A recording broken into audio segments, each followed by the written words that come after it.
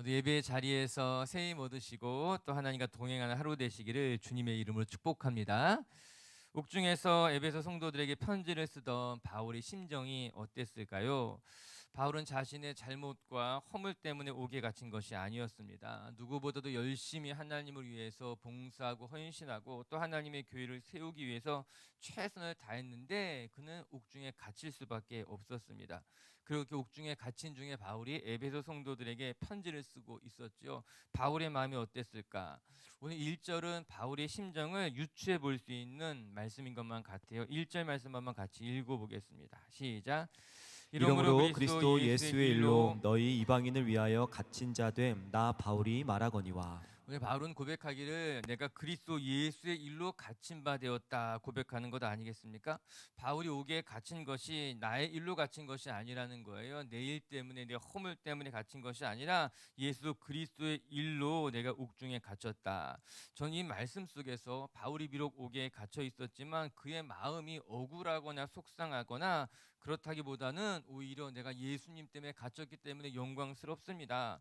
내가 예수님 때문에 옥에 갇혔기 때문에 오히려 내 마음이 감사합니다. 그런 생각을 하고 있구나 그렇게 느낄 수 있었어요. 내가 예수님 때문에 하나님의 일로 옥에 갇혔으니 그것은 부끄럽거나 속상한 일이 아니라 오히려 나에게는 영광스러운 일이고 더 나아가 내게는 자랑스러운 일이었구나 그렇게 고백하는 것만 같은 거죠.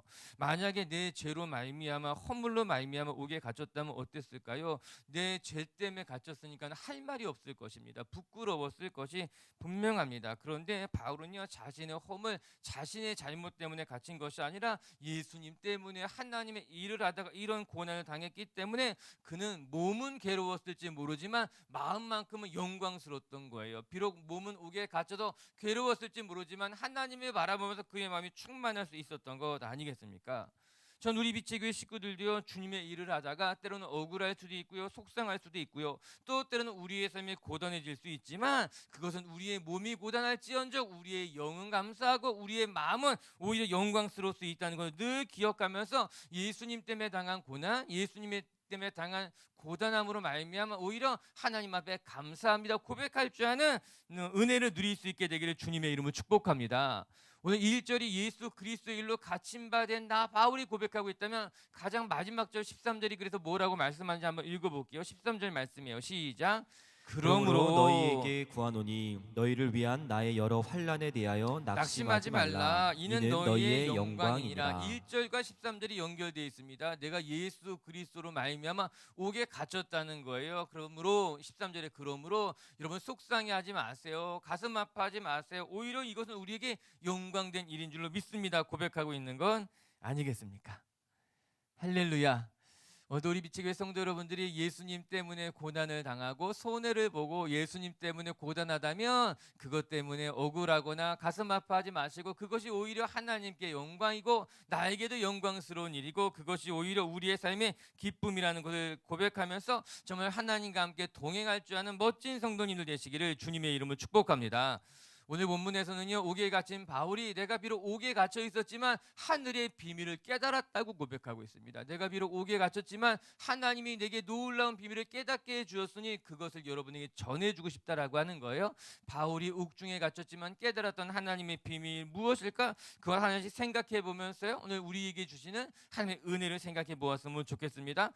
첫 번째 바울이 옥중에서 깨달았던 하나님의 비밀이 무엇인가? 그것은 이 복음이 이방인들에게까지 열려 있다라고 하는 건 이 사실입니다. 우리 먼저 5절 6절 말씀 한번 읽어보겠습니다. 5절 6절입니다. 시작. 이제 그의 거룩한 사도들과 선지자들에게 성령으로 나타내신 것 같이 다른 세대에서는 사람의 아들들에게 알리지 아니하셨으니 이는 이방인들이 복음으로 말미암아 그리스도 예수 안에서 함께 상속자가 되고 함께 지체가 되고 함께 약속에 참여하는 자가 됨이라. 아멘. 우리가 다시 읽지 않았지만요 3절 4절 읽어보게 되면요 비밀이라는 단어가 나옵니다. 비밀이라고 하는 것은요 가까운 사람에게만 알려주는 것 그거 비밀인 것 아니겠습니까? 오늘 바울이 고백하기를 하나님이 내게 비밀을 가르쳐 주셨는데 그래서 자신을 사도로 불렀다는 거예요. 그 비밀이 무엇인가? 지금 읽은 것과 같이 이방인들도 복음으로 말미암아 상속자가 되고 지체가 되고 약속에 참여하는 자가 되었다라고 하는 겁니다. 자, 중요한 단어가 등장하게 되는데요. 같이 동그라미를 쳐보도록 하겠습니다. 함께 동그라미를 치시고요. 함께 상속자가 되고 1번 함께 지체가 되고 2번 함께 약속에 참여한 자가 되고 3번이라고 하는 거예요. 여기 중요한 단어는 함께라고 하는 단어가 중요하겠죠. 우리 유대인들뿐만이 아니라 이방인들도 함께. 첫 번째는 상속자가 되고 두 번째는 지체가 되고 세 번째는 약속에 참여하는 자가 되었다라고 하는 겁니다. 지금까지 이스라엘 백성들은요, 이방인들은 하나님의 축복에서 벗어난 사람들이라고 생각했습니다. 그렇기 때문에 성전에 함께 들어가지도 않았을 뿐만 아니라 또 하나님의 약속에선 제외됐기 때문에 축복받지 못한다고 생각했어요. 그것이 이스라엘 백성들의 선민의식 아니었겠습니까? 그런데 바울이 이제 놀라운 비밀을 깨달았는데, 우리가 지금까지는 이 하나님의 축복에서 이방인들이 제외되었지만 복음으로 말미암아 예수 그리스도로 말미암아 이방인들까지도 이제 하나님의 상속자가 되었고 우리에게 지체가 되었고 함께 약속에 참여한 자가 되었다는 것을 말씀해 주고 있는 겁니다.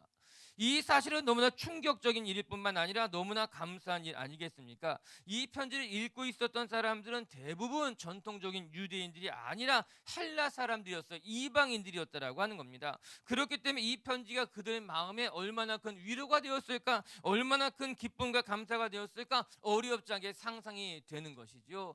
이방인들은 하나님의 축복에서 제외되었다고, 너희는 성전에 들어갈 자격조차 없고 하나님의 이름을 부를 수조차 없다고 이야기를 들었는데, 이제 바울이 깨달은 거죠. 아니야, 내가 비밀을 하나 알게 되었는데 그 비밀은 우리가 그리스도로 말미암아 함께 상속자가 됐어요, 지체가 되었어요, 약속에 참여한 자가 되었다고 이야기하고 있는 것 아니겠습니까?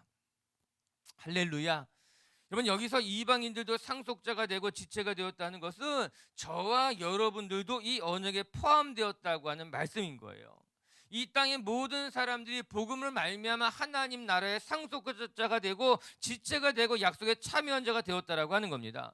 여러분, 이것이 복음이란 사실을 깨닫게 되는 거예요. 복음은요, 어느 누구 특정한 사람들에게만 주어진 것이 아니라 모든 사람들에게 허락하신 하나님의 은혜입니다. 이스라엘 백성들에게만 구원을 받는 것이 아니라 이방인들까지도, 이방인들 중에서 저와 여러분 이 후대에 태어난 우리 모든 사람들에게까지도 복음이 주시는 축복을 누리게 되는 것 아니겠습니까? 사랑을 미치기 위해 성도 여러분, 복음은 모든 사람들을 위한 것임을 기억하면서 오늘도 그 복음으로 말미암아 살아가는 분들 되시길 주님의 이름으로 축복합니다. 여러분, 그래서 로마서를 읽어보게 되면요, 예수를 믿는 자는 누구든지 부끄러움을 당하지 않게 됩니다. 이렇게 말합니다. 그러나서 고백하기를 어떻게 말하는가? 유대인이나 헬라인에게나 차별이 없다라고 하는 거예요. 여러분, 하나님의 사랑, 하나님의 은혜, 하나님의 복음에서는 유대인이나 헬라인에게는 차별이 없다라고 하는 거예요. 이것이 복음이다. 이것이 하나님의 은혜라고 이야기하고 있는 것 아니겠습니까? 우리가 이야기하기를 10개 손가락 중에 깨물어서 안 아픈 손가락 없다라고 하는 거예요. 우리가 우리 자녀를 바라보면서 자녀를 사랑하는 마음에는 차별이 없는 거죠. 차별이 없는 거죠. 자녀가 다 다르기 때문에 애틋한 마음의 종류는 좀 다를 수 있어요. 첫째를 바라볼 때의 마음, 둘째를 바라볼 때의 마음, 셋째를 바라볼 때의 마음. 그런데 자녀들마다 형편이 다르고 처지가 달라서 애틋한 마음은 다를지 모르지만 사랑하는 마음은 똑같다는 겁니다. 다 같을 수밖에 없다라고 하는 것 아니겠어요? 오늘 하나님께서 이스라엘 백성들을 바라볼 뿐만 아니라 이방인들을 바라보면서, 그리고 우리를 바라보면서 하나님이 가지고 계신 사랑, 은혜 동일하기 때문에 하나님은 오늘도 저와 여러분을 위해서 예수를 보내주시고 저와 여러분을 위해서 우리 가운데 복음을 허락해 주신 것 아니겠습니까? 모두 우리 미치게 성도 여러분들이 하나님의 은혜 그늘 아래 거하면서 하나님의 사랑을 누리고 그 하나님의 복음을 기뻐하고 영광스러워할 수 있는 분들 되시기를 주님의 이름으로 축복합니다. 그런데 여기서 중요한 단어를 놓치면 안 되는데, 그것은 무엇인가 하면은 예수 그리스도 안에서라는 단어예요. 6절의 말씀에 이렇게 이야기하고 있죠. 복음으로 말미암아 그리스도 예수 안에서 함께 상속자가 되고, 그리스도 예수 안에서 함께 지체가 되고, 그리스도 예수 안에서 함께 약속에 참여하는 자가 되었다라고 하는 거예요. 어느 단어 하나 놓치지 않아야 되는 겁니다. 모든 단어가 너무너무 중요합니다. 우리가 함께 상속자가 되었는데요, 어떻게 함께 상속자가 되었는가? 그리스도 예수 안에서 되었다라고 하는 거예요.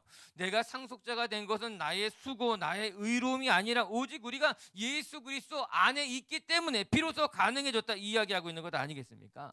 맞아요. 사랑하는 빛의교회 가족 여러분, 우리는 오늘도 예수 그리스도 안에 있을 때 비로소 복음의 은혜를 누릴 수 있게 되는 겁니다. 예수 그리스도 안에 있을 때 비로소 우리 가운데 차별이 없고 우리 가운데 하나님의 약속이 임하게 되는 것 아니겠습니까? 바울 서신서를 읽어보게 되면요, 바울은 이 말을 계속해서 반복해서 이야기하고 있습니다. 에베소서뿐만 아니라 바울이 쓴 모든 서신서에서 바울이 가장 많이 사용하고 있는 전치사 중에 하나가 인, 그리스도 안에서 우리가 상속자가 되고 참여하는 자가 되고 그리스도 안에서 우리가 은혜를 얻었다고 이야기하고 있는 것 아니겠어요?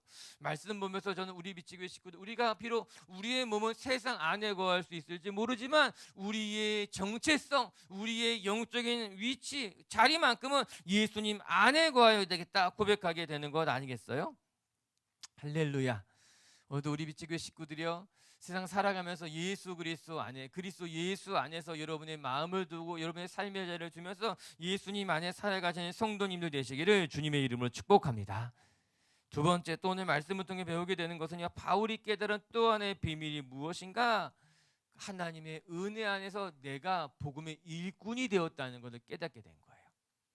먼저 여러분 축복할게요. 우리 빛의교회 식구들도요, 복음의 일꾼으로 살아가는 은혜가 있게 되기를 주님의 이름으로 축복합니다.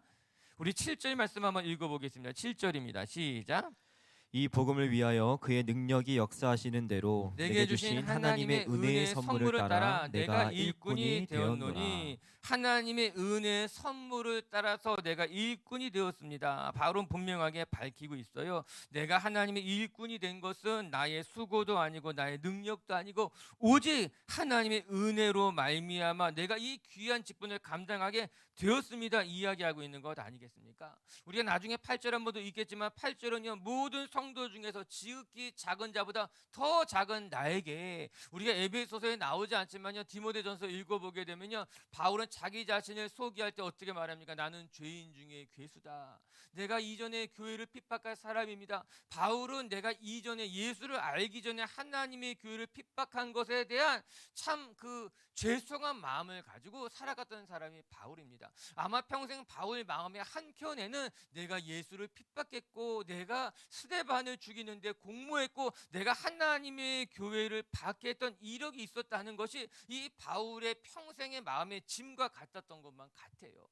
왜 그런 마음이 없었겠습니까? 그런 마음을 가지고 빚진 자의 마음으로 평생을 살아갔던 것이 바울인데, 오늘 바울이 어떻게 고백하고 있는가 하면은, 정말 내가 하나님 앞에 부끄러운 과거를 가진 사람이지만 그런데 이런 나를 하나님이 충성되이 여겨서 이 직분을 주신 것에 대한 감격이 바울 가운데 있었던 겁니다.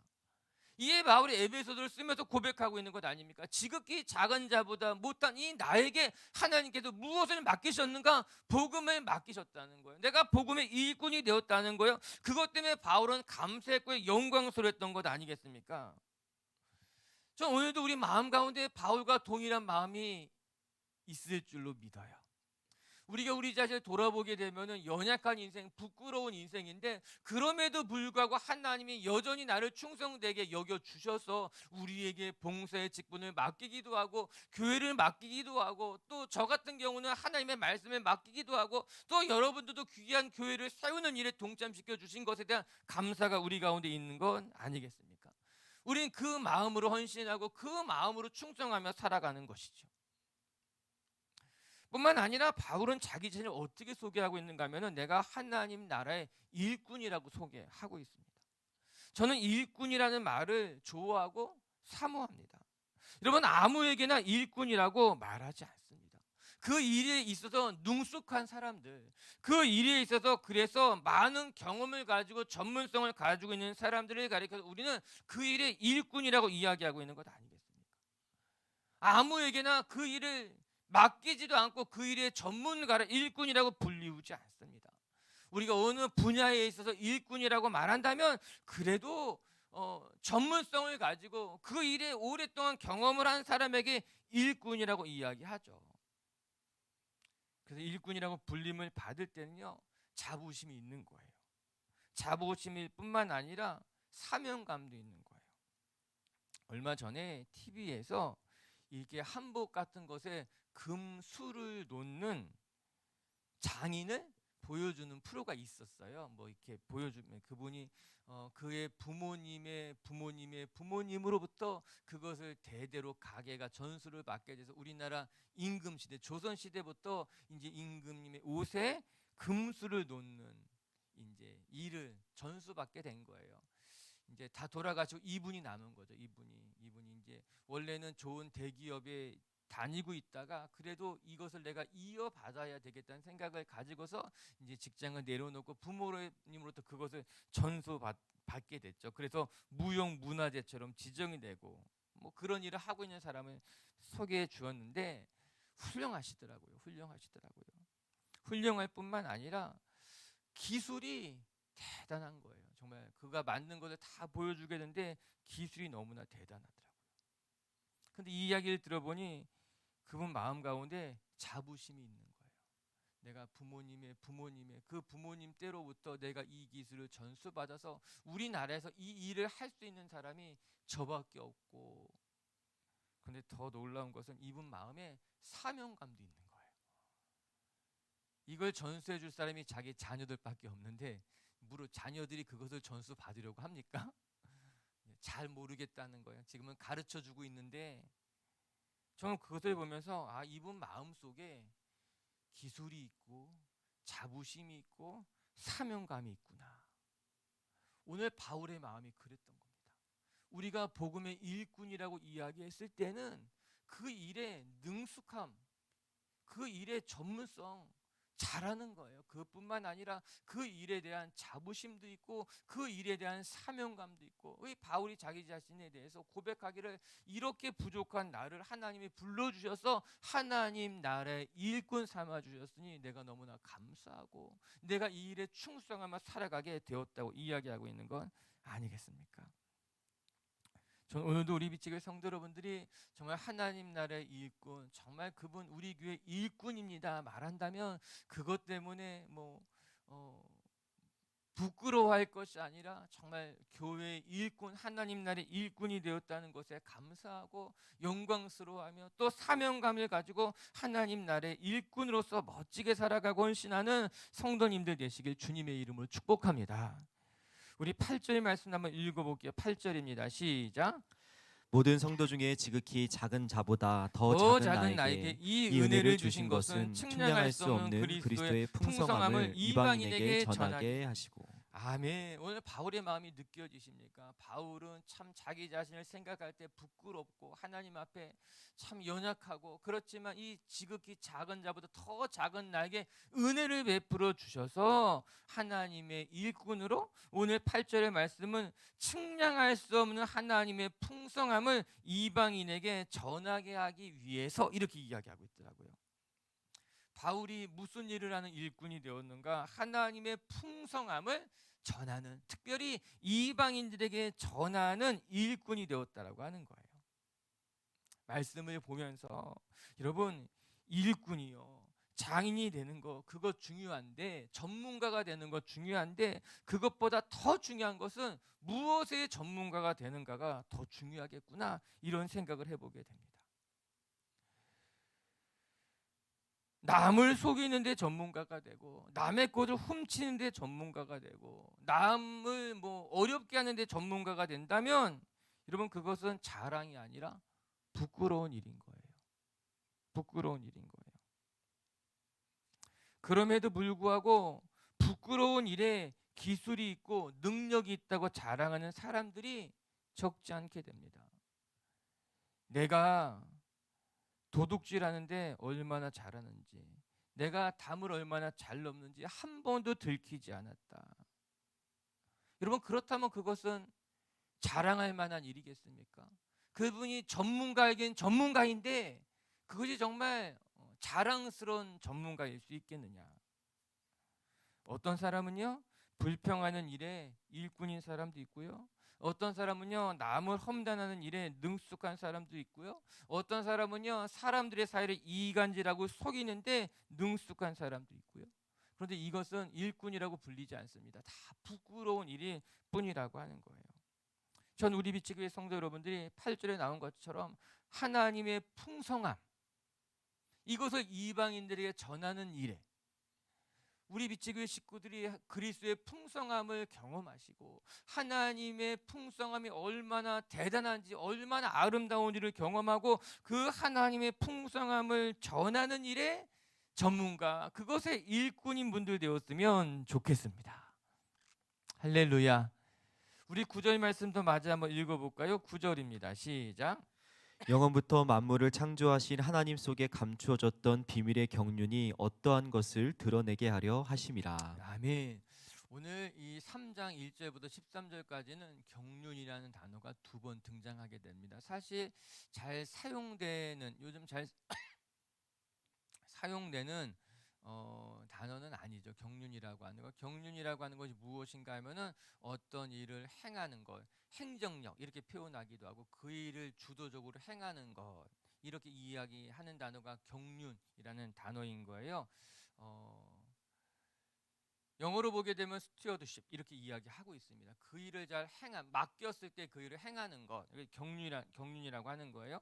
오늘 9절의 말씀을 보게 되면은 하나님 속에 감춰진 비밀스러운 하나님의 행하심, 하나님의 계획, 하나님의 주관함이 있다라고 하는 겁니다. 우리의 삶 가운데 하나님의 우리의 삶을 주도적으로 이끌어 가신 우리의 삶의 계획이 있고 그것을 이끌어 가신 하나님의 보이지 않는 이제 행정력, 능력 이끌어 가신 그런 것이 있다라고 하는 거예요. 그것을 나는 깨달았고 그것을 나는 전하는 사람이 되었다, 이 이야기 하고 있는 거죠.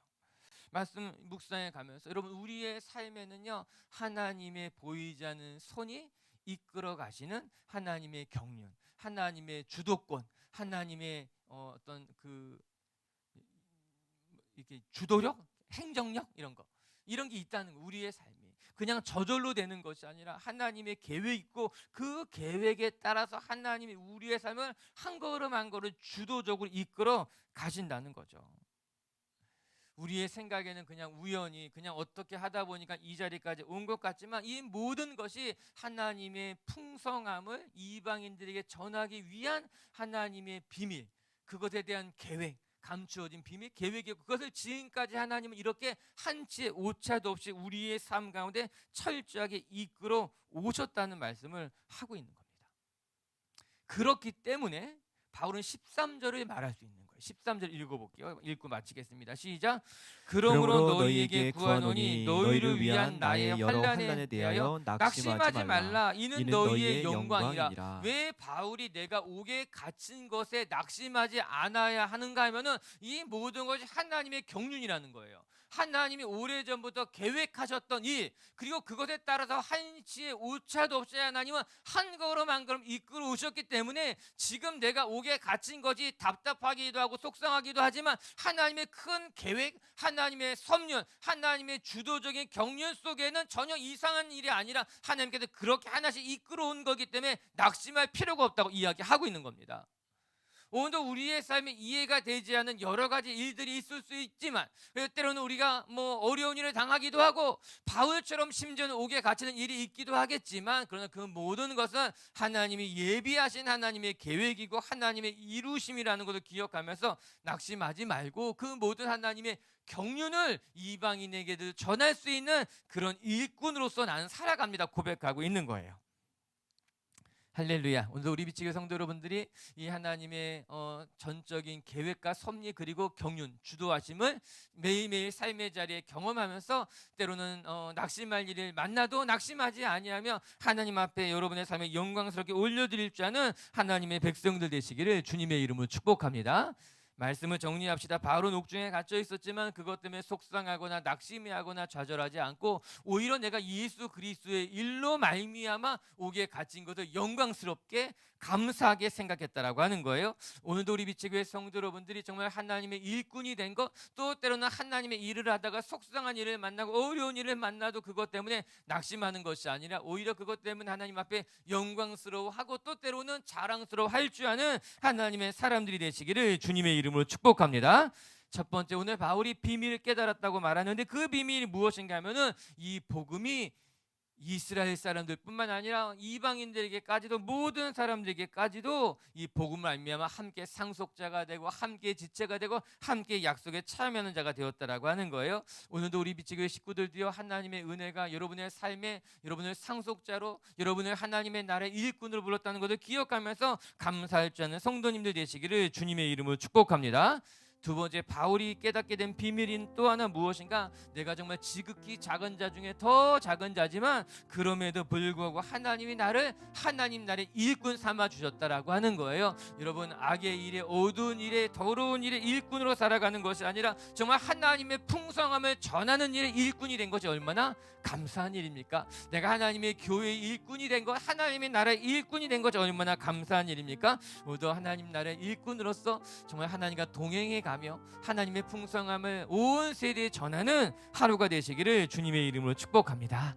같이 함께 기도합시다.